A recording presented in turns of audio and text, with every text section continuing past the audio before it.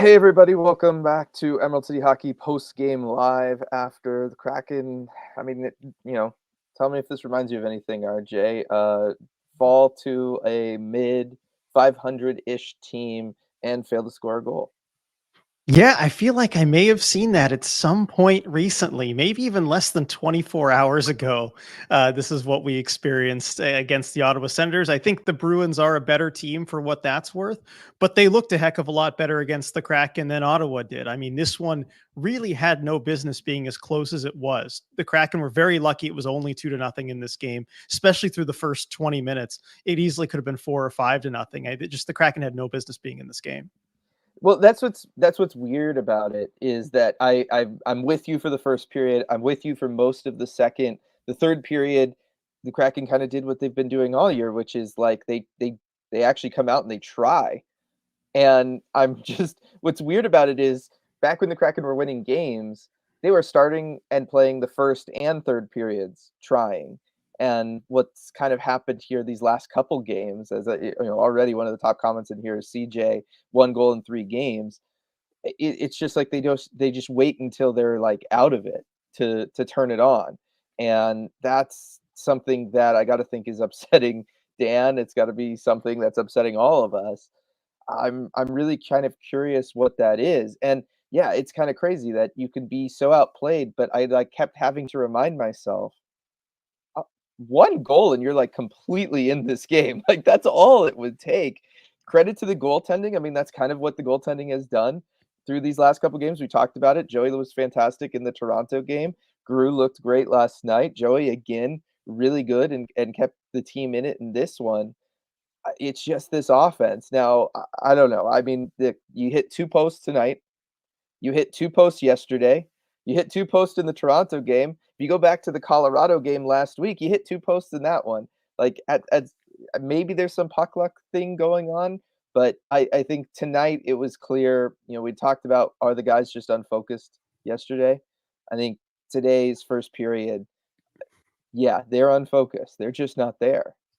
Right. And after last game, I said I wasn't ready to go there yet. I am ready to go there after this one because Yeah. they did not show up on time. They were not ready to play this game. And I know you did mention the push in the third period, and there was a heck of a push toward the end of that game. There really was. And I want to give them credit for it, but I just can't. First of all, because really they had no business being in a position to get there. Most games, you're not even close enough where a push will matter to you. And also because I felt like, yes, the Kraken were doing a lot of the right things and putting on a push, but a lot of it was Boston sitting back and going into a defensive shell. And if that game, I don't know, I felt like if it was close or tight or anything, Boston showed that they could just forecheck and cycle at will. It just felt like they made a conscious choice to not do that in order to make sure they had enough guys back. This just felt like Boston kind of giving it to them rather than the Kraken taking it. There is a component, an element of that. It's weird because early on in the season, it didn't feel like the Kraken were having this much of an issue in the defensive zone, where they just were kind of unable to do anything. And again, obviously, you're missing Vince Dunn, but like at this point, that shouldn't keep being the storyline, and that can't keep being the excuse. The defense just looks like they don't know what to do. Right? They like this one. They were just so uncoordinated, so all over the place. Guys were just making miscommunications all over. The forwards in the defensive zone also are not helping in the sense that they clearly don't really seem to know what to be doing. And I don't understand how that's possible given it's not like for the road trip, the coaching staff went in there and said, "Hey, guess what, guys? We're switching out of our zone defense for something else." Like this has been the exact same thing in the defensive zone that they were executing well a week ago. And like they've just all of a sudden forgot how to play, and that tells you that it is just a mental focus issue. Right. And the coordination too. And I think this is the first time we really saw though a big physical team like Boston go in on the forecheck. And it felt like Seattle's D, at least to the Carolina. Carolina, I guess. I don't know that they forechecked as physically. It was the pressure though. The pressure was applied, but I don't think it was in as physical of a manner. Okay, but the result was the same. The result was the same, yes. But I'm saying that it also felt, I was saying it basically it's an added element where they also felt like they got physically bullied in this one. And not even by bigger guys. I think a few times Pasternak went in on the forecheck and like Yeah, he's a good player, but he's not the most physical guy. And he'd win a strength battle over like a Jamie Alexiak or some of these other defensemen that probably should be able to at least pin him against the boards and win that strength battle. right. So then here comes the question, RJ, and this is the super chat here from Sean. What can they do, Dylan and RJ? What can be done? You just cannot sleepwalk through 20 minutes and waste goaltending like that 2 nights in a row. And I'll go ahead and throw in there, RJ. You also can't get shut out twice, back to back like that. One Right. goal You in three can't. games. Right. The goal scoring is not going to be enough to win you games. And yeah, I think the key is, yeah, you can't sleepwalk through the first 20 minutes. I think that part, and we talked about it plenty last season, right? It is just on simply the coaching, getting the players ready and prepared to play. I don't know what else you can do about that. It's not an X's and O's thing, right? It's just about having everybody in the mindset ready to go and hopefully coming back home. I guess you do have one more road game, but hopefully that kind of helps with things as you're sleeping in your own bed. You have chances to practice and focus a little bit more. That helps. As far as generating offense, we haven't we talked about this a lot, right? We talked about it Yeah. less than 24 hours ago. That's, Going to the net, going to those areas where you're going to get second and third opportunities. And the Kraken, when they did have their shots, a lot of it was just one and done. You had one shot, Swayman was there, or the Bruins player was there to block the shot, and that was it. And you weren't really going to those areas. I mean, I want to look up the like the shot map on Natural Stat Trick to see what that ended up looking like. But in this one, though, it was just through the first two periods, at least, you weren't even getting into areas where you could potentially go to the net. It started in your own zone, really, with just getting the puck out and moving it. yeah, and 0 for 3 on the power play. Again, not really doing any of the stuff that we had talked about that they could do to improve that. That wasn't happening tonight. Um, it's I don't know, and I don't know that I'm necessarily pushing back on the idea of like it's on the coaching staff to get the players ready to play because this is last year's team, right? Like this was exactly what happened last year. We saw this happen so many times. We recognize it, right? And that was a different coaching staff, right? This coaching staff a week ago had these guys ready to play. I'm looking and all the great stuff that we had talked about with Jordan Eberle, wearing the C and leading by example and going to the net front hasn't really existed on this road trip, right? Like that kind of Yeah. stuff has happened. I worry that, you know, just because of circumstances, you go into that Toronto game, you're down, Montour done. It just kind of goes bad for you. It was just kind of one of those games, right? You had a couple mental lapses in the defensive zone. They beat you. It's a rough game. And I'm starting to worry that that just put everybody that was a part of this team last year right back into that mindset of last year, where all of a sudden they're second guessing everything. They can't make a clean pass. They don't know where to be in the defensive zone, right? Because that Toronto game, it was bad, but it didn't look like these last two games, right? These last two games really look like last year's team. And this was not the coaching staff for last year's team. But you know what? It's the same leadership group. And that's one of the concerns that I think I voiced on the podcast when we talked about maybe the idea of maybe naming Everly captain is that I think he's a great leader in the good times. And we saw that early in the season. But if things go south and you need somebody to kind of help break people out of that, oh, it's happening again type of mindset, I think he showed last season he wasn't the guy to do that. Nobody Maybe was. he's different. Yeah, nobody was. And that's the thing. It's not just him, but nobody was. Yeah, Or nobody who was here anyway. That's why I was right. thinking maybe a Montour. But now it's crunch time. Now we get to see who's going to step up and get them out of that mindset. I know everyone has their own individual responsibility to kind of do that for their own game and themselves, but I do think you kind of need that push from somewhere, whether it's a captain or the coaching staff or whatever. And you know, we don't have the access to probably know what that push is or if there's going to be one, but I think we'll see in the results of the games coming up. Yeah, and it's going to be interesting, and it's tough because you don't know what the next game on the road trip will be, just because it's the last game of a road trip of a week long, the opposite coast swing. So it could be ugly just because of that. It could be ugly just because, like I said, this team looks like they just don't know how to get themselves ready. They don't know how to be present in the game. They don't know how to focus or lock in any way right now, and that's something that they're going to really have to deal with. Um, just gonna kind of burn through some chat here real quick, just because we haven't really gotten to it yet. Zoe, first time the Kraken have been shut out in back-to-back games. I mean, it's almost a hard thing to do in today's NHL, RJ, is to get shut out back-to-back like that. Yeah, there is a lot of scoring. And I think also it says something that even the year one team, like that didn't happen, right? Last If year's any team team. was going to do it, last year's team, if any team was going to do it. But yeah, it is tough. I looked that up. I think I tweeted something about it right as the game ended. But yeah, it's the first time they've been shut out in consecutive games. It's just not good. And you were nearly shut out in Toronto too. Like, let us not forget that the one goal you did get in that game comes with Joey pulled. Right. Like, It's 6-on-5. it's I a six mean, on five. When was the last time you scored a 5-on-5 goal or a power play goal? Right? You're going back to the Montreal game, and that's a long time ago. It's a lot it of is. minutes. That is a lot of minutes. And Julia was saying later, they were allocated 9 goals in 4 games by the hockey gods. They spent them all against Montreal. What's that old advice? Don't spend it all in one place. Exactly, exactly. It does feel that way with this one. James, so many guys on the team are just bodies taking up space on the ice, no playmakers. So many changes are needed, starting with forwards.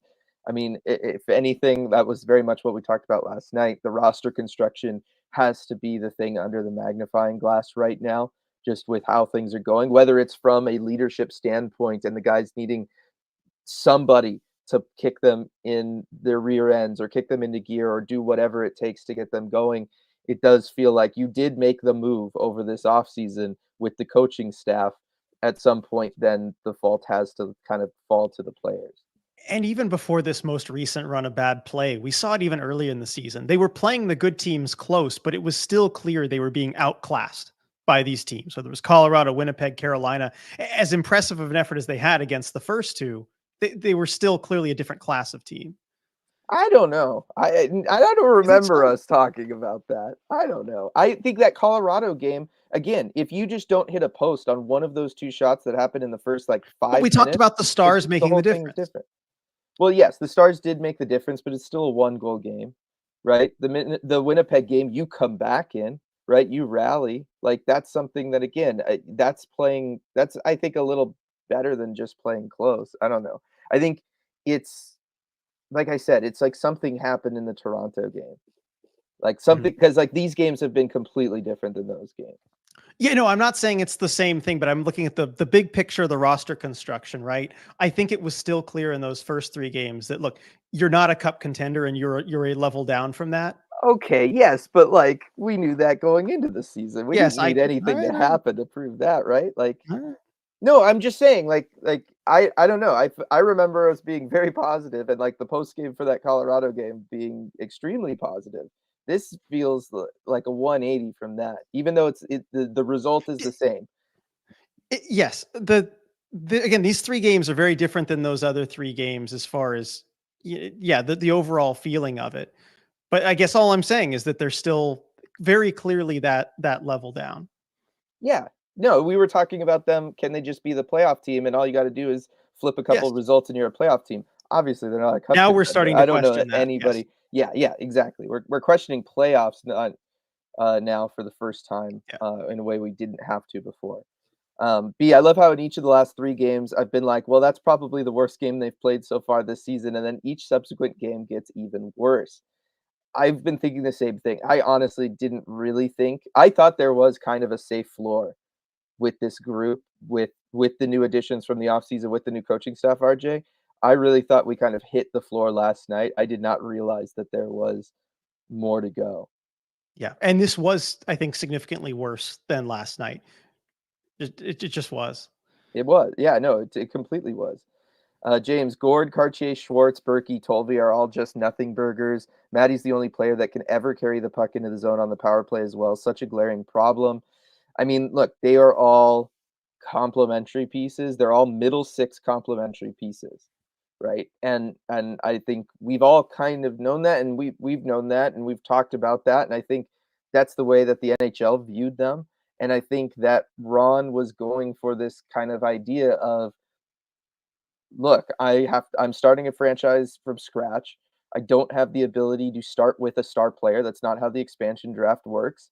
I'm going to maybe be able to draft one in the first 2 to 3 years, and I'll try to do that. But otherwise, if I'm going to have any sort of competitive team, I just kind of have to amass this collection of middle six complementary pieces and hope that on any given night, 2 to 3 of them step up, and then that's enough to just kinda power you through. But it's a risky gamble doing that because it's rare that that all does kind of come together. And we did see it happen year two, but there's a reason that most teams over any long stretch of time are not built like this. And that's something that Ron even acknowledged after year two, after things were going very well. I asked Mhm. him about it. Is this a type of roster construction that you want to stick with? Because I mean, at that point, it had worked very well, and teams, especially in the playoffs, didn't have much of an answer for it. And he shied away. He said, "No, not really. These it's going to be built differently just by necessity based on how the contracts work. Guys are going to have to get paid. You're going to have more of a," he didn't use this term, but like, kind of the stud players, and then the replacement level guys. You're going to have to gravitate more towards something like that. And so I don't know that this has been entirely what he would choose to do if he could kind of bring in any player he wants, but it's the situation he's put himself in. Yeah. Um, Fusion Mix. The Nesson broadcast was pumping Tanev and Gord's tires, praising their fearlessness and how any team should go after them at the deadline, playing a little armchair GM in the booth. I mean, we had talked about it preseason and about it being a possibility. Kind of seemed like it was going away because the team was trending in a positive direction. Boy, this seems right back to like, why even wait to the deadline? If you can get a better return for doing it now, just do it. Right. And just the shakeup that it would provide too. If you lose another couple games too, you got Colorado and Vegas on tap. You happen to lose both of those, and maybe a trade sends a message, and it also solves the cap problems that you're going to have, because actually it's Colorado, Vegas, and then Vince Dunn is eligible to return the next game after that. So at a certain point, maybe you do want to start collecting that cap space. And so that might actually be the time to do it if you can get a good value. And just saying, Ryan Winterton, I believe, had a 4-point night the other night for the Firebirds. Just throwing that out there. You might Might be be able worthy of a to. call up. I was gonna say you might be able to bring somebody up who's not really gonna be that much of a drop off, if at all. And but you're still sending a message to the group that clearly, right now, as of today and tonight, after these last two games, needs a message. I, I mean, I don't wish that I was there in Boston right now, RJ, to try to be part of that scrum because, like, what do you ask? Well, actually, tonight there is things that you can ask, but I do Yeah. really wish that at least one of us was there just to get the feel and the read from Coach Dan after this one because I would love to know how he's kind of seeing this and what he thinks needs to be done moving forward here. Schultz can't score if you don't shoot. Very difficult for the Kraken to score on the PK. Something needs to change ASAP. Absolutely no reason not to play Hayden next game. I was a little surprised not to see Hayden after they were shut out yesterday, RJ. That being said, Ty Cartier was probably the only player on this roster outside of Joey Decord that looked like he had anything going in the first period. So again, Ty Cartier just really does make it that hard to pull himself out of the lineup. He does. And that's why after last night, I kind of suggested, okay, maybe you want to go with like a Burakovsky or a Tolvanen or somebody like that. And maybe that would be the guy to take out. But I really do wonder if we see a change for the next game. I imagine they can't just keep the lineup as it is. You're going to see either the line blender or somebody come in, right? I was gonna say you have to send a message right after tonight. Like you can't just be like, well, you guys did show up in the third. And you hit a couple posts, so next time I guess hopefully you'll start sooner, right? Like that can't be the message. So at some point he's gonna have to do something. Sam, who's got it better than us? Nobody. Oh wait, this is a live stream after the Kraken game. Never mind. At least the Bolts are in a good spot. Yeah. Yep. Brooke, goalies are exempt from all criticism when the rest of our team is so bad. Shut out twice in a row is so embarrassing. I mean, look, Joey played fantastic tonight. He kept this game close when it didn't have much business being close. Exactly. He's the only reason it wasn't 5-0, 6-0. It could have gotten a lot worse than it was. But Joey was solid again. He was on his game. And it is tough to just waste these good goaltending performances too, because that is the nature of the beast. You never know when good goaltending is going to go away or someone's going to have an off game. When you have those games, I feel like it's almost, and maybe we did see this in the third period, but I feel like it's almost a pride thing for the skaters, right? When you see your goalie standing on his head like that, you should feel that you need to go do something for him because he can't score a goal himself. Maybe Joey, of all the goalies, could do it more than other guys. Yeah. If someone was to do it, it would be Joey. But, he can't go score and create that goal support. Just for your own pride, you've got to want to do that for him, given how he's playing. Yes, yes. Um, and then Brooke also, why can't our forwards score goals? I'm just trying to do some math here on my phone, RJ, about like what would you say for most of these guys on the roster, like those guys we talked about earlier, those complementary pieces, 20 goal-ish scorers in today's NHL, Roughly. Yeah. roughly, I'd say right? 20-ish. Yeah. Okay, so like this is a team that has like 9, 20-ish, or guys with 20 goal potential, right? Yeah. Thereabouts. I'd Yeah, say that sounds about right. it's 180 goals, which is not good, right? Like that's not enough over Yeah. the course of a season. That's never going to be enough. That would be the lowest scoring team, right? So like you could even throw on a couple other guys, And that's but if you like get those contributions too. I mean, you look at from last season, everyone. you had two 20 goal scorers last year. Right.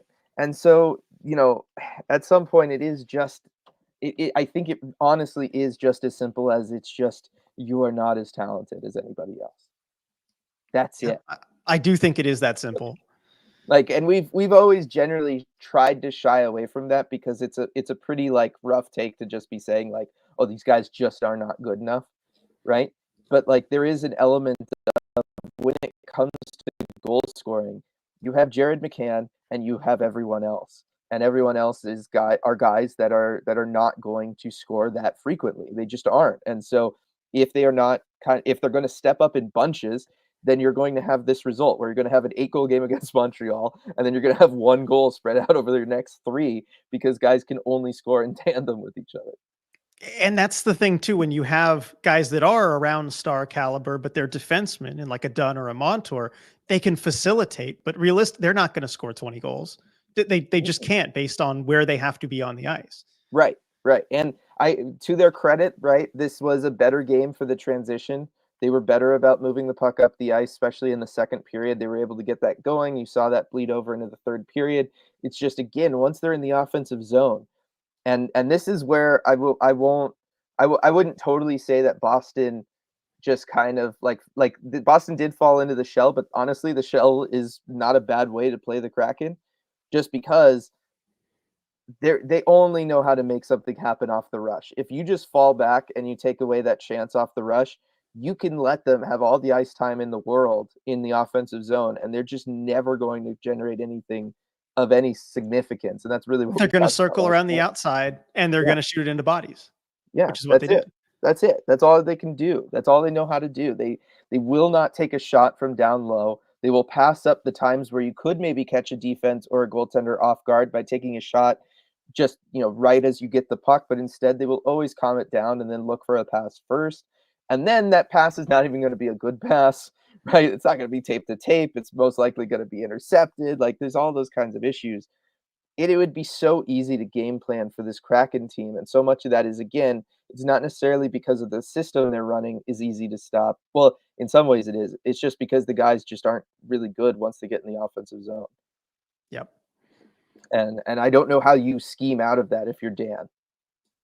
It's such a tough assignment that he's been given to. And that's why, like, I don't want to get too hard on the coaching staff. This one you kind of can because they weren't ready to play. And you can blame that on the players too, as we talked about. But like, what do you do to scheme out of that? At a certain level, like, you can't have that kind of sustainable success with the players that they have.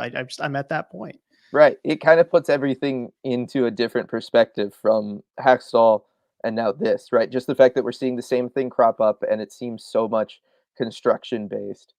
It does make you think like, yeah, I don't know what you do with this because you can tell them to go to certain areas, but and we know they are because they played that way a week ago, and then they're just not now. And I can't imagine that. Like I said, the coaching staff changed their tune. Yeah. And it's also tough because you have to when the margin of error is so low, and I talked about it last night after the Ottawa game, right? You have to play so well against these good teams night in and night out to have a chance. Again, we loved the games against Colorado and Winnipeg, right? Mhm. Kraken played as well as they could possibly play. They didn't win either of those two. And I think that's the kind of thing that gets exhausting I would say over the course of a season, we're not that far into it, but over the course of a long road trip, it can just wear you down when you don't have that margin for error. Yeah, yeah. It's Like just mentally too. I know. Well, yeah, yeah. It's just then weird that we keep see them step up in third period. Yeah, Because you would think that wouldn't be there, right? Like, that's what's so weird good about a point. game like tonight, is that you have that result yesterday, and then you're not ready to play, but then you really do come out and you're like, "Hey, we're only down 3, we could do this. We're only down 2 in the 3rd, we could do this," right? I just Like, the it's feel you feel so like you don't odd. have anything to lose though. Like I don't know, the game kind of felt somewhat over at that point. It almost takes the pressure off you. It did, but it's the same situation as the games where they weren't really in that spot, right? Where it didn't feel that way, like Yeah, you're the right. Colorado or Winnipeg game, and that's why I don't get it. Nothing feels right about anything that we're really saying just because it's so it doesn't make sense that you could have the mentality sometimes and not others. Yeah. This is one where I feel like we're gonna need to gather our thoughts a little bit before the podcast, Well, in a yeah, couple or yeah, days. yeah. Well, and we gotta hear from them too. That's true. We Like have to hear what their explanation is. That's true. like I said, like, I feel like there's gonna be something in whatever Dan says tonight that's going to shine some light on what it is that we're trying to pinhole here. B, 3 games in a row of wasting great goaltending performances, unacceptable, honestly, everyone owes Joey and Groovy some really nice dinners. Hunter, this team's gonna be too good to tank, but are not close to making the playoffs. The messy middle is a terrible place to be. That it is, and it's it certainly looks like that could be a common thread for this team for a couple of years. Yep. And then Julia, Money Puck has 5.89 expected goals for Boston. What a game for Joey. I did not realize it was that high. It was high, like even after the first period. That's a hell of a quality start for a guy. That number feels right to me. It seems like it matches what I saw out there. I mean, Boston definitely could have had. I think I even said previously in this 5 or 6 goals, if Mhm. not for Joey Decord. So I mean, fantastic game for him. He's the biggest positive out of this one. Yeah. Christian, probably the best back-to-back goaltending performances, and it's time. It's the first time the Kraken get shut out back-to-back. Kraken really fitting into Seattle sports. I mean, does feel that way. Yes. Yeah. By the way, Edward, thanks everyone joining us after the Seahawks game. yeah, who won? I Or mean, I did it don't. You tie? know what? Oh, okay, don't No, say, alright, you yeah, I can don't want to say. spoil anything for anybody. I always want to be wary of that because especially if it was not over by the time this started, and so if you Okay, chose to tune into this and try and watch Seahawks game later, I want to reward you by not spoiling it. So, but anyway, yeah.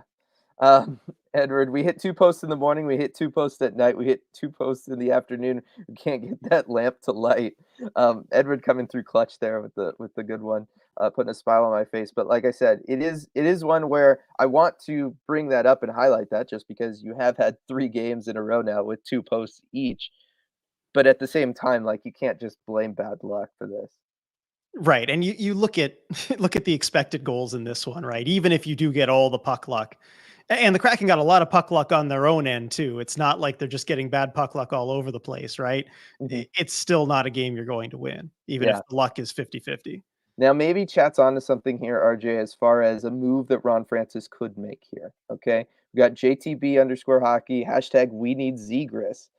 And then we have Fusion Mix. It's time to trade for Trevor Zegras. This staff can make him into a real fourth line center. I bet they could. You know what? I really do. But seriously, though, Zegras, I don't think personally that he rises above that level of a secondary piece. Hmm. He's not any better than what they have already. Yeah, no, I agree. Like that is part of the problem. I think you maybe start scoring slightly more. Like you get 1 goal over these last 2 games because he can kind of create something out of nothing at times. But that's it. Like it doesn't really help with too much as far as flipping things on the standings board. Brooke, does the team have a psychologist? They desperately need one. Now, this is something we have talked about in the past. What is it? Riley Sheehan had talked Mhm. about it, and I think there was somebody else also, Drieger. Drieger, right, who had talked about working with a sports psychologist. But I believe that they went out of the organization for that. Yes, if I recall correctly, that's what they did. It was kind of a third party sports psychologist. I don't know if it was someone the team would have referred them to or the team being involved in any way, but I don't believe the team has somebody who's an employee of the team doing that. Right, and I think that is something for them to look into. I know that's one of the things that people have credited, whether it's at Coachella Valley or here with Jess Campbell, is kind of her work in being able to kind of build up guys' confidence and get them kind of believing in their ability to go out there and do certain things when she's working with them. But like that's obviously not her job. Like Right. She's she's got so not a many other things to psychologist, do. right? Yes. She's Right. not a Um, professional there. Yeah. yeah, yeah. I definitely think, and I think we might have brought that up last season too. The idea of them bringing somebody in just to try to deal with what was kind of clearly going on. They do probably need to explore that option here. James, they aren't playing with any speed anymore. It's back to dump and chase, and we know this team won't score by doing that. Again, I don't think it's the dump and chase problem in the sense that, look, if you go in, they are winning the battles more often than not. It's that what you do with the puck afterwards is what's going to dictate whether or not you're going to score. It's not always just on the zone entry. If you're not sending guys to the net front, if you're not throwing it kind of from that side corner to the net front where you've got guys waiting for it who can try to do something, then yeah, you're not going to score if you just keep passing it around the perimeter until you finally take a shot that's just going to get blocked by somebody. Right. And with the dump and chase too, it's always tough when you're trailing in games and the other team can make sure that they have guys back to make sure that you can't catch them on a rush or on a pinch or whatever. They can make smarter decisions when they have the lead. They don't need to cheat up for offense. And so that can lead to more situations where you have to dump it in and go get it because they're already in that defensive formation through the neutral zone. So you just have to put in the work and go get it. Yeah. Viren, if only we had, if only we actually had any assets worth selling. Yes, I'm taking my turn on the overreaction bandwagon. I'll be better tomorrow, probably. I Wow, mean, Byron. well, that's the kind of night it was. No, it's true. And I'm there. I'm just like, I don't always see that from Byron. So, I mean, that's telling for me. But yeah, there's on the NHL roster, there's not a whole lot of guys where I think the Venn diagram overlaps where it's guys you could sell and guys you'd want to sell. Mhm. Right. I mean, yeah, Shane Wright would have fantastic value. You don't want to move on from him. There's a couple others in that category. And the guys you would like to move, it might take extra assets attached to do it. Yes, yes. Fusion Mix feels like an overcorrection for the truly awful Montreal game that was all offense with no structure. Like now they're all thinking about static formation since then. It is it's a weird one. Like I said, it feels like the Toronto game is what broke them as far as their ability. They just started like overthinking things and they just seem to have lost confidence after that one. Because even the Montreal game, there was some structure there, right? Like they were getting goals from the blue line because they were getting good net front presence, right? Like they were continuing the trend. They were getting guys to the net. They were screening the goaltender. They were getting those shots through. They were tipping pucks, all that kind of good stuff. That all disappeared in the Toronto game, in part because they just had problems moving up the ice, and then it just felt like everything fell apart from there. Would you say that maybe the Montreal game, it was almost too easy? Well, And that there's there can actually be a yeah, downside of everything going in for you, even if you don't yeah. fully earn it or whatever it is. Yeah, and that's what's again, it's weird. It's strange to me that you would have a game like that. Like again, this is where the Is it whole like something for the sports what is psychologist to sort out? right, right. What is really what's going on there? Because you could say that it was too easy, but then why wouldn't the team have rebounded by now? Right? Like you It wouldn't shouldn't last this long, yeah. last night would have been the thing where you go and you reset and you go, no, we got to go out there tomorrow and grind one out. Right? Like Right, that's yeah, we're what not gonna play Montreal, we're not gonna have the easy opponent every night. We yeah, learned that the hard way in Toronto. Let's go out and right. and beat a beatable team in Ottawa. Yeah, yeah, or tonight, right? Right. Like you wouldn't at some point along the way you would buckle down and you would be like, "No, we're going to go out there, we're going to grind it out. We're going to dump and chase, be punishing on the forecheck. We're not going to let them move the puck up the ice," right? You just kind of reset to that simple kind of rugged style of hockey that really all teams do when they're kind of struggling. And maybe we'll see that for Colorado, but that's I guess what I was saying. What's so weird about this is that it doesn't feel like that kind of floor and bounce back thing exists for this group of players because we're two different coaching staffs and we're seeing the same problem persist. And I think that's one of the more worrying signs about everything. Yes. Yes. Let's see. Hunter also shout out Ron Francis for building a mid team and giving out albatross contracts in free agency. Stevenson, Berkey, and the Grew contracts are going to set this team back for years. I mean, it really is like not just the group; it's how long you're stuck with the group. Right. The term is the killer for you. If any of these contracts were ending in a year or two, there's flexibility there, but there's just not much that even if you get rid of Ron Francis, what he's done to his successor's situation is not something you can easily get out of. Yeah, yeah. Poor Lindsay. Hello from Boston. At least most of Oh, y'all didn't spend money to watch that game. oh, that's rough. That's That's rough. brutal, Lindsay. Really, really brutal. I was Sorry to hoping hear you'd be the that. charm for us there. Yes, yes. Ricky, forget Vince Dunn being the Kraken's best player. By these results, he may be the NHL MVP. I mean, I heard the conversation. I know this is a football thing where people are talking about how Tua should be the MVP, NFL MVP, because look Yeah. at the Dolphins without him. I don't know. You could make a similar argument with Dunn and the Kraken, I think. Yeah. I mean, I've always been in favor of kind of odd MVP choices. I still think Calvin Johnson should have been MVP back in the year the Lions went winless because if I believe right, he led the NFL in all receiving metrics with 4 different quarterbacks on a team that couldn't win a game. Yeah. If that doesn't say you're the best guy in the league, I don't know what else could. Yeah. And as you look at the Kraken too, I think their record now falls to 10-27-5 without Vince Dunn all time. And that's less than a 50-point pace Yeah. over a full season. Yeah.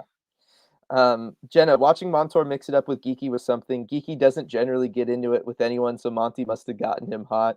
I think there was just like an element of there was some pushback there, and I think Geeky just wasn't really expecting it, and so he just kind of went to like escalation mode. Right. The adrenaline's going there. And I remember that moment too. And I was thinking, oh no, please don't like drop the gloves or anything. Kraken fans are going to have a hard time with this. The former fan favorite, the Yes, current fan favorite.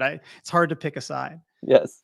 And then also from Jenna, at least the Firebirds are fun. The Firebirds are fun, and that's why I think yeah, maybe you do go ahead and make a move and send a message. You get to bring some of that up to the NHL roster here. Laura, though, this might be the comment of the night. RJ, never thought Okay. I'd say this, but I kind of miss the belt now. Wow. That's true. We haven't seen the We belt have in a not seen while. the belt in a while. Oh no. Don't post anything about that on social media. I feel like they'll come for us. They would absolutely come You for missed the us. belt now, everybody. Yes. Oh gosh. I'll Ah. let you tweet that one because you defended it. Yeah. I did, and I still stand by that. Um, Julia, Colorado, then Vegas coming up will be tough, but after that, you have Columbus, the Blackhawks, and the Islanders. Those are must wins. Yeah, you're gonna have to find a way to get right and take those games, RJ, because if you drop like 2 of those, that's gonna be tough to overcome. And right now, we've seen this Columbus Blue Jackets group come up and surprise these mid teams, right? Like they've beaten Toronto pretty handedly. I think that was a 6-2 game. They've done that a couple times to a couple different groups. They're not one that you can just kind of write off. And really, the Blackhawks at times have done the same thing. The Islanders are the Islanders. They're always just going to be like boring and terrible to play against. But those other 2 teams, like they have the ability to score. And right now, the way the Kraken look, that they could absolutely come up and grab this team. Yeah, they work hard. You're going to have to be focused defensively because they have some guys, whether it's like a Bedard or, well, I guess Kent Johnson is out for Columbus. So I would say Marchenko, whatever. They have some guys who can score. I Right. was trying to get a Kent Johnson reference in there, Sean but Monahan. you're going to have to earn it, and you can't use that. We've talked about so much, right? Just the construction, right? The lack of talent. The talent is a problem. Not an excuse against those teams. You will have more talent on the ice than they do. It's about coming and playing your game the right way, especially with the Islanders too. I think Barzal is going to be out. I think Pellick's going to be out long Yeah. term. They've got some real bad injuries. Those 3 are near must wins on the schedule there. Certainly Yeah. if you drop the next 2. Oh, yes. No, if you drop the Then they next become actual 2, must wins. it becomes actual must wins, and you start talking about, yeah, what's our record come Thanksgiving and what that means for your eventual odds of making the playoffs and all of that kind of stuff. Sean, Yeah, could well, a new 10 games until Thanksgiving. Or 3, 6, 9. Yeah, 10 games left till Thanksgiving. It's feels like creeping yeah, up fast. yeah, it's coming up really fast, and you're gonna have to get something going.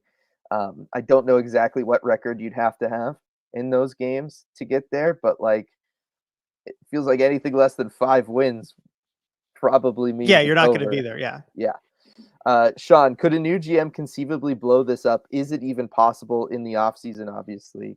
Um, I mean, look, you get a couple contracts coming off the books in Tanev and Yanni Gord, so that frees up a little bit of space.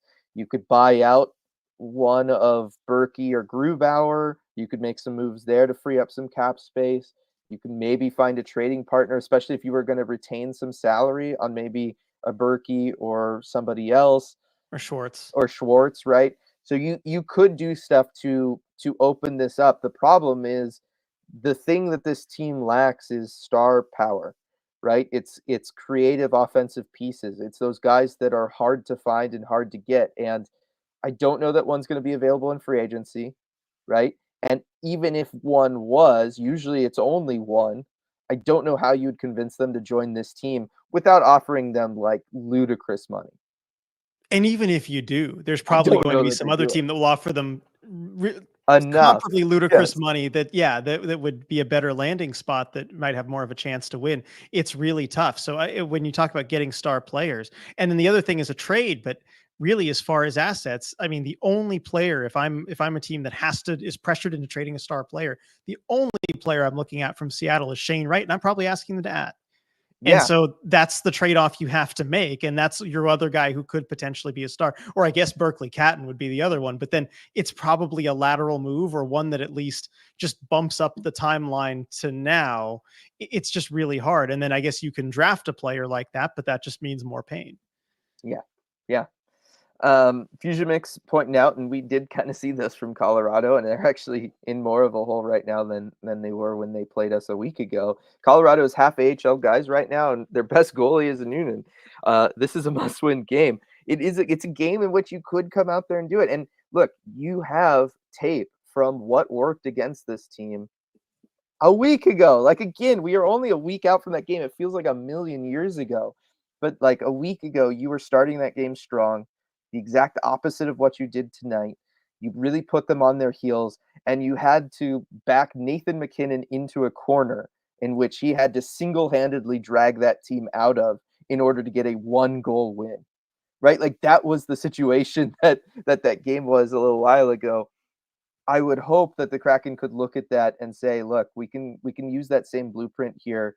You just contain the one line, you beat up on the other ones, you really force them back and do something." And if there's any game where your depth advantage can really come into play, it's that one. They've got nobody beyond their top line. If you can just shut them down, I don't care who you have to put on them, or even it's a shame you can't really just double team them, right? You can't just Yeah. have 6 skaters on the ice for those shifts and even go shorthanded Or in the yeah. future ones, right? But as long as you can shut down that, you should be able to handedly win all those depth matchups and at least hopefully score some goals in that ice time. So it's a very winnable matchup if you take advantage of what you do best. Yes.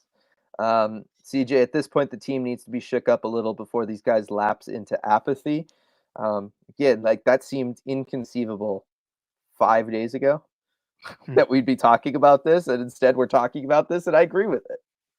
Yeah, I agree with it too. I can't believe we've gotten to this point so quickly. It's That's 5 days. that's what's wild about it. Like last season was like a long, slow decline where it was like a steady like thing. This has been an unbelievable overnight drop off.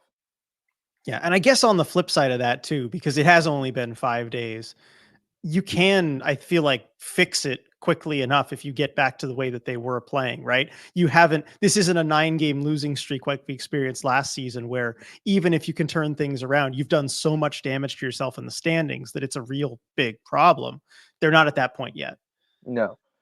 Um, maybe RJ they just need to do like a revolving coaching thing to try to get the new coach bump, and you just cycle this staff Dan becomes an assistant coach, Bob Okay, I Wood was gonna becomes say, coach, don't bring Hackstall and back. then you make Dave Lowry coach, and then you make Jess Campbell coach, and then you make Dan coach, and you just kind of go through the motions there. Innovative. Why not? Like, I'm sure that would not adversely affect anybody involved. No, and look, you could. It's the same people that are just rotating, right? It's not like you're bringing It's in a just whole new whoever's brain trust. speaking in what order at the meeting, right? Like, Yeah, that's really yeah, all it is. Who yeah. gets to call timeout that night that they're never gonna use anyway? Right. Who's gonna pull the goalie with like a lot of time left? Which, by the way, I have loved the early goalie polls. I want to mention that because Yes. I love the early goalie polls from Dan. Like it's definitely earlier than kind of what Hackstall was doing for Mhm. most of the time. And you know what? The analytics back it up. They don't give up an empty net Well, goal here. Yeah. that's the only reason Dan's doing it is because the analytics back it up. I thought he the other night he made that pretty clear. He was like, "I don't I do it because, like, that's what they go. That's what they tell me to do, basically." Hey, you know what? Whatever your reason is, if you're making the right decision there, I think that's good. Um, yeah. Sean, Mahura looked okay to me tonight. Were my eyes deceiving me? No, Mahura's been really solid. Like, again, third pairing solid. He's not gonna go out there and really make a huge difference for you, but Mahura has been very, very solid as a fill-in guy that, you need to bring in because one of your defensemen is hurt. Yeah, he's done everything you can ask of him in that role. He only played 8.5 minutes tonight, so he was barely on the ice. That's really low for a defenseman. But in that time, I thought he was fine. Yeah.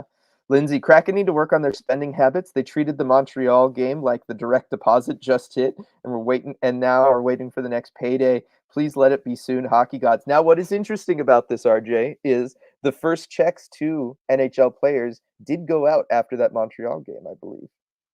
Interesting. I All right, believe there we go. I Maybe some believe players spending it first all in one payday place. was the next day, maybe? It was either that or it was that day.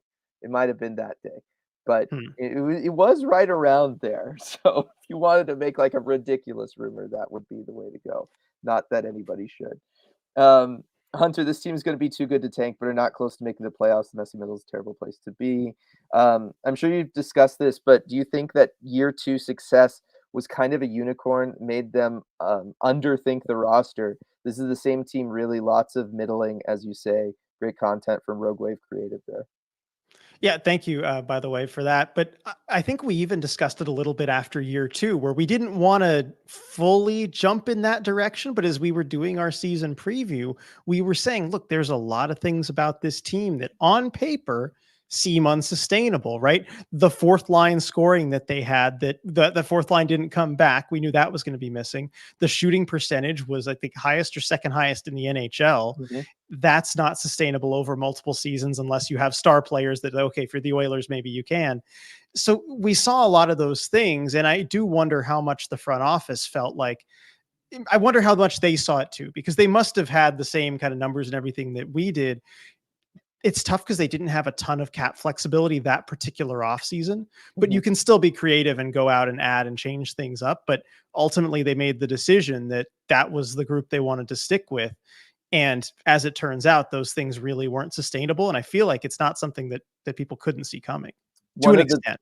one of the big conversations that was happening tonight on the Discord in the game chat, because there was nothing to talk about with the game after the first period, was, this team kind of should have been bad year 2 so that in that draft class, you're drafting a lot higher and you're able to potentially go for somebody. And I know the conversation was like, would you have traded that playoff run year 2 and all that fun and excitement for Bedard, which you probably weren't going to end up with Bedard, but you're talking about having somebody who would be on the roster right now, probably, right? Yeah. Or really pushing for it, and another kind of high end piece for the group that you can then start saying, well, at least the future is this core.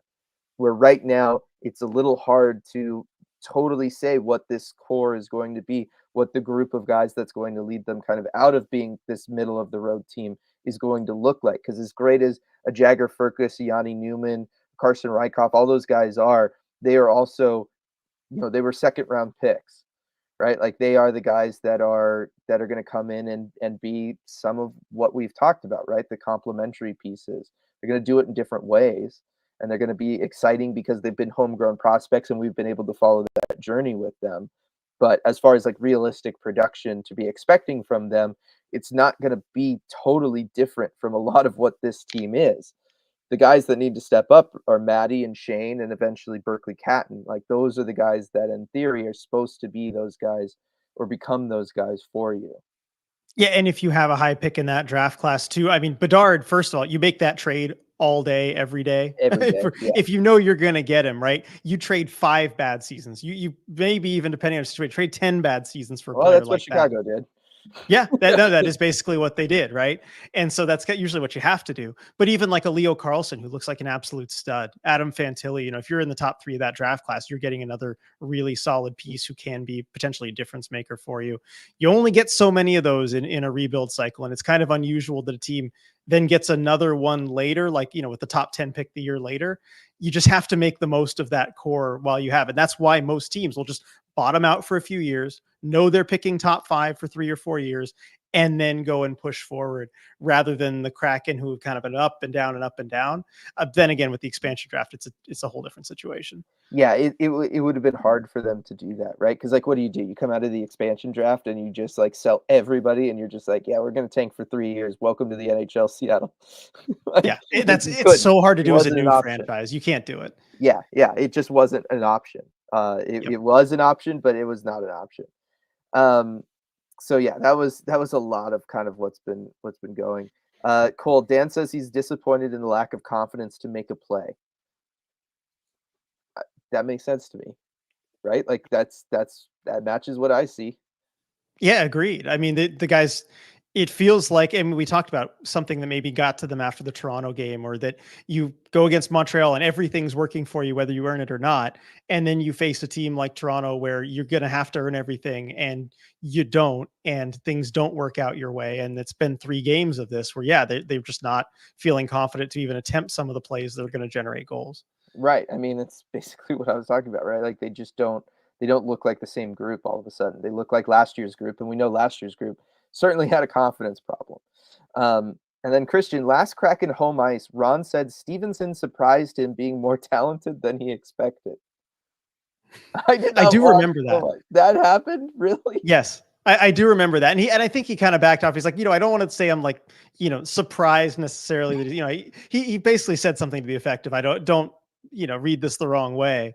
But I do think that, yeah, How do you not? Dan has talked about that a little bit. Yeah. That's not great. Um, oh man. Um, let's see. Lots of talk about like that season 2 team and all that kind of stuff that Yeah. they Hay have says it's a going. Seattle sports problem. He just said that. I mean, this Hey, is Seattle sports. Suck enough to not do well in the playoffs and not make the playoffs, but not suck so bad you get a top 4 pick. Sadly, this is Seattle sports, RJ and Dylan. it is though, right? Does it Like it come with the does city? it Yeah. does kind of feel that way. Like there is just some sort of larger um just some sort of larger curse or vibe or energy that does seem to permeate into all of these different teams. I thought if anything could change it, you moving up here would be it. Then I again, you actually have been out of the country. Well, now you're back in the country, but you've been Yeah, out of Washington, so maybe that has something to I do with it. was gonna say this has been the least I've been around the team all season. There is that.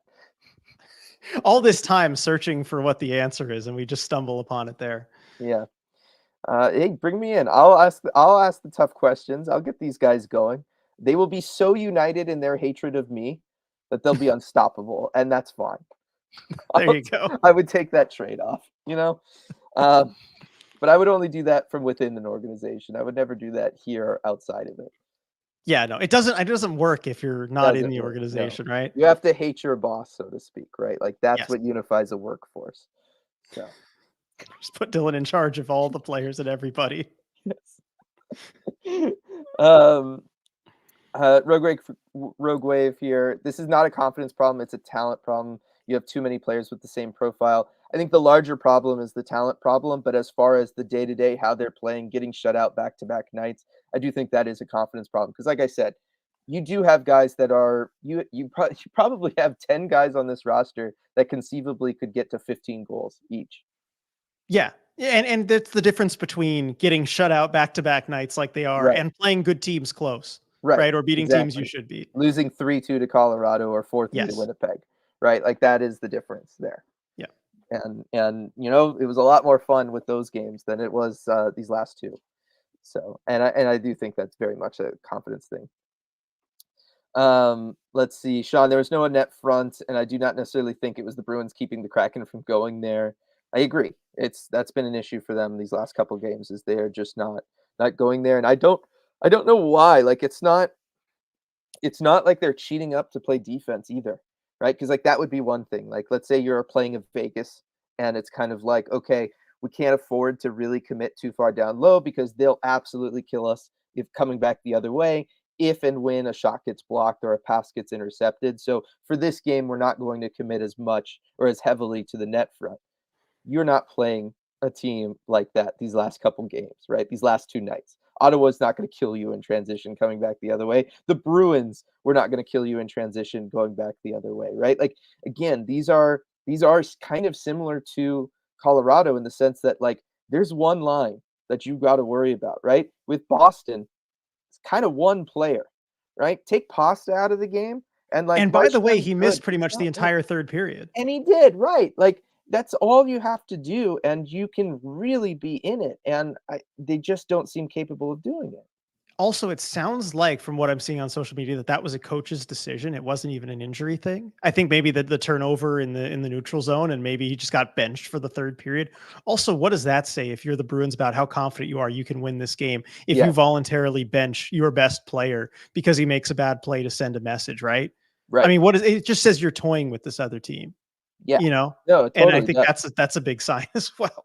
Right, I mean, but Boston really has been in the same spot the Kraken have been in, right? They've needed yesterday and today's game, to kinda get right for them, and I think that that's a coach, using something at his disposal to send a message, to continue to send a message of, "Hey, don't expect every night to be like this. Know that I do hold you to a certain standard regardless of how well you're playing," and all of that kinda stuff, and kind of keeping them in check in a way we were just talking about the Montreal game maybe kinda messed up the Kraken. Yeah. No, you're absolutely right. And I mean, if Bilesma was the coach to send those kinds of messages, which I don't think he is, but if he was, that's when you could absolutely do in the Montreal game if there's a bad turnover in the third period or whatever it is. Yes. I agree with Mike. The worst thing is it's boring and you're losing. That is the worst thing. Jenna asking, do we think Dunn is back on November 12th, or is this longer term? No idea. We haven't seen him start skating again, so that would be the first step. But I would understand if he didn't do that on the road trip. I don't know if he made the road trip. I don't know why he would. He probably shouldn't Yeah, make the road trip. I didn't see him around or anything. Yeah, it wouldn't make sense since he would No, not be eligible to return at that point. So if he was going to be skating, he'd be skating at home at KCI, and we're not really going there regularly at this point because the team isn't yeah, there. So he may have been doing that, but we haven't seen it yet. So that would be the next step when they come home before the 8th against Vegas. I think the 7th would be the first time we'll have a chance. That's when we're going to know more information. yep. Maddie, mandatory smelling salts before every game so they play with some damn energy. That's already happening. Yep, certainly for Dan. Yes, yes. I wonder if you just need to tape it under their nose or something. Can you imagine? Just the whole time. I'm sure there's no adverse health effect of that. Yeah, none Breathing whatsoever. ammonia for a long period of time. It's probably fine. You know what? They probably won't be overthinking any situations with the puck. No, yeah, no. There's definitely not going to be too much brain activity going on. That would probably not be happening at a certain point. Um, that's right, Edward. I'm just trying to major league this team, lol. That's the strategy. Yes. It worked there. Just saying. It did work.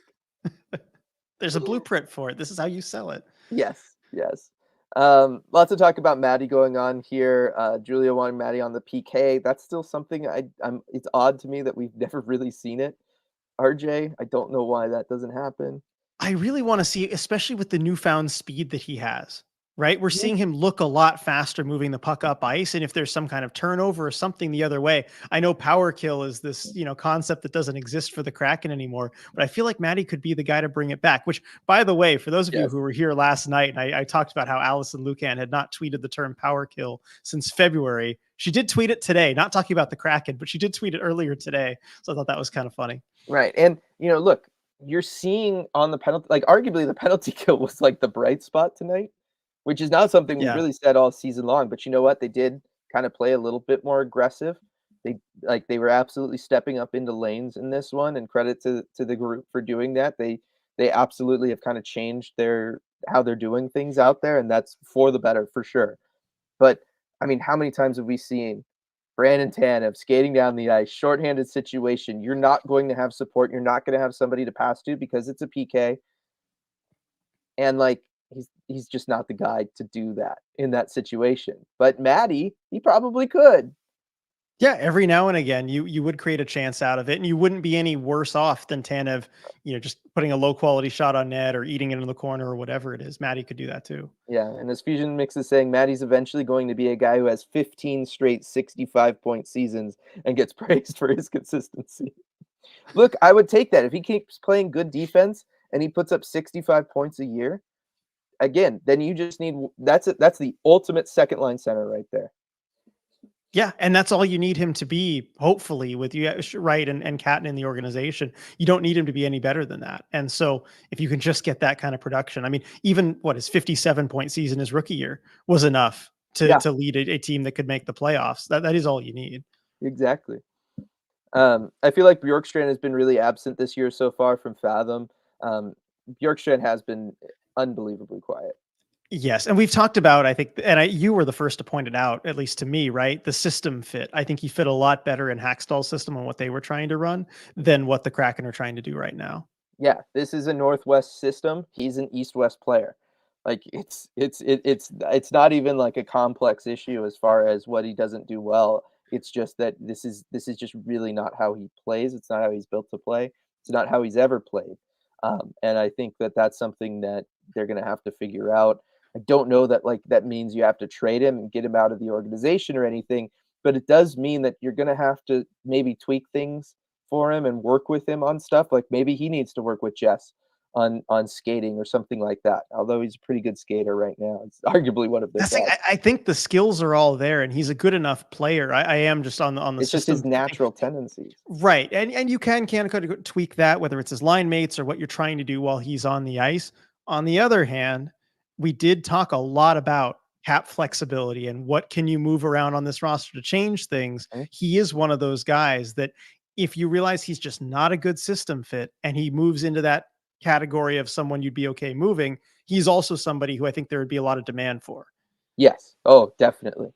Definitely, definitely, definitely. Schultz, when is the next non-optional practice to actually work on issues? So we have seen under Dan, every practice has been mandatory, and they Mhm. actually practice, right? Like last year, or really the entire time under Dave Hackstall, practices were few and far between at times. Dan does make them practice, and practices are all mandatory. Yes, and the next practice will be November 7th. We actually do have the team, at least as it is right now, we have the team schedule, but we know tomorrow's a travel day. The 5th is obviously a game, so you're going to have a morning skate. You're not going to have a full practice, and then the 6th is an off day. So the 7th is up. So the 7th is when they should be getting back to a proper practice.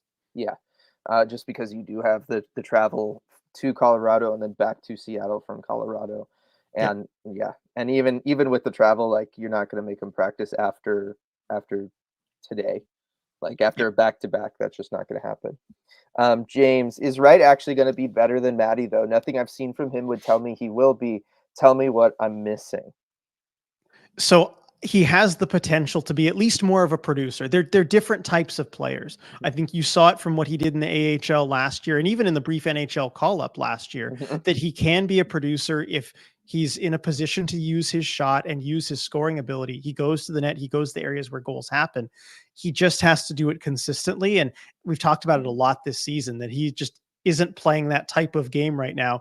He's doing the things to create chances for others, and maybe that needs to change. But I think we've seen enough of a small sample size to know that he can be potentially a 30-goal guy, a 70-point guy, somebody who can produce more than that consistently. Yeah, his shot is better than Maddie's ever was. He understands the offensive zone in a way that Maddie never has, certainly from his own perspective and what he can do. He just like I've been saying, he's just playing with the mentality of a fourth liner right now, and he needs to stop. Like he needs to change that. He needs to play with the mentality he had in Coachella Valley last year, where he was what I forget exactly what his stats were, but he was putting up numbers, right? And I remember being in the building for Calder Cup final games where he could just kind of turn it on and go in and just make it look easy offensively. He's got the body for it in a way that Maddie doesn't, right? We've talked a lot about Maddie needing to add weight to be able to play a certain way in the offensive zone. Shane doesn't have that issue at all, right? Shane has in a lot of ways, the physical tools Maddie lacks and an understanding of the offensive zone that Maddie doesn't totally have either. And so those things make us say that will end up better than Maddie from an offensive production standpoint. Obviously, Maddie's a very special defensive player. I don't want to take anything away from him and his overall understanding of the game. He's already putting himself into a class kind of on his own at the NHL level. But from an offensive perspective, Shane Wright has all the tools and the knowledge. It doesn't feel like he's prioritizing it right now. And that's the idea behind the whole Shane 1C, Maddie 2C kind of future vision plan, is you have the center who can go produce and be the scorer, and you have the one who can be a shutdown guy and hopefully put up those like 65 points that were mentioned earlier. Yeah. And James saying, I feel like I only ever see Shane behind the net in the offensive zone. I'd like to see him in front of the net where he can throw the puck at the net. That's what we saw from him last year in his call up. That's what he was doing. Jordan Eberle was the guy down behind the net doing that work and sending it up to Shane. And you know what, RJ? If you're going to throw things into the line blender, maybe we see Shane with Jordan Eberle again, like we saw at the very beginning of the year. Eberle was producing. Shane, I mean, he hasn't really produced at any point this year, but it's possible to maybe get him going. And I do feel like Shane was able to maybe open up that space down low for Ebbs to work in net front better than Maddie has. Right. And we did see success on that line too. The reason we earlier wanted to keep McCann, Beniers, Eberle together is because they were producing and they were one of the team's only lines that were consistently producing. But it's been long enough, right? It's been 3 games and we haven't seen that line produce anything on the scoreboard. Might be the shakeup you want to see. And we saw earlier this season, Shane can play well with those guys. Yeah, there wasn't really too much of a difference in production when they went from playing with Shane to playing with Maddie. I think the important thing is just keeping them together, McCann and Right. Eberle. Yeah, the chemistry there is what's really driving the bus on that. Yeah, yeah. Okay, and kind of everybody kind of asking the question of like when will he produce, right? Like gonna go and do this stuff. Talking about Shane, Brooke throwing Maddie in as well, just saying they kind of can't wait forever. I think they know like at some point, yeah, it just has to happen. Like there's kind of no timeline for it, unfortunately. Yeah, and that's one of the unfortunate things I think about the roster construction too, is how much the Kraken are depending on Shane Wright to be a producer this season. They're going to need a 20+ goal season from him if they're going to make the playoffs. I really think that's the point that they're at, given where the rest of the roster is. Yeah. And ideally, you wouldn't be in that spot. And you'd be, if you're a team with a little more depth, right, you can afford to have a player come on slower and ease into it. But I just don't think the Kraken can afford that from a win-loss perspective right now. Yeah, and Byron saying, is it a matter of him taking the role he's given a little too thoroughly? I think that it is that way, and I think that it's also one of the things I'm thinking about RJ, and maybe we kind of have the power to fix this a little bit. Is when was the last time we talked with him? When was the last time he was in front of the media? It's been a a really while. long time, right? I can't remember the last time we talked to him. I think it was during preseason. So I think at some point, like there needs to be maybe something to that where it's not like it's like our job as the media to do it, but if he's in front of the media in that sense, like maybe it kind of pulls him back or something. I don't know. I think that it's one where he walked into a group that everybody else are NHL vets and everybody else has played together and it's a pretty tight knit group and they are who they are. And he just said, well, I don't want to upset the apple cart. I'm just going to come in and I'm going to do the young player thing and I'm going to play my role. And at some point I'll go out there and assert myself. Yeah, I think that might be the case. And who was it that just now was saying? B was saying, I feel like as long as he's only getting 11 to 12 minutes a night like he is now, he's not being put in the role to produce points. I do think that is a part of it because he is playing fourth line minutes. I mean, he is maxed out. Like what you look at the last 6 games, and he is, and I'm only looking back that far because that's what's in front of me. He's maxed out at 13:09 of ice time. That was the Toronto game, but he's looking at, 11, 12, 13, 11, 12, 12, 13, 13, 12, 12. That's not really, of course you're feeling like maybe you're not one of those big producers if that's the amount of ice time that you're getting. You are being played like a fourth line player.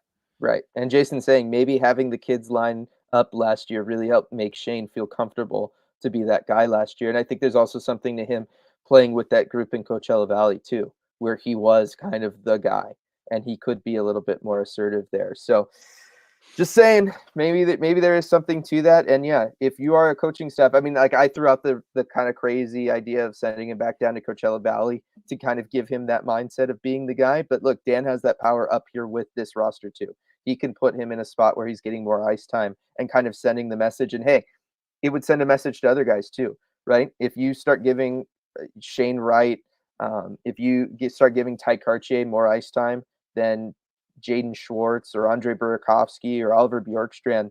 It's one, sending the message to the young guys that, hey, we need you guys to step up and we believe that you can.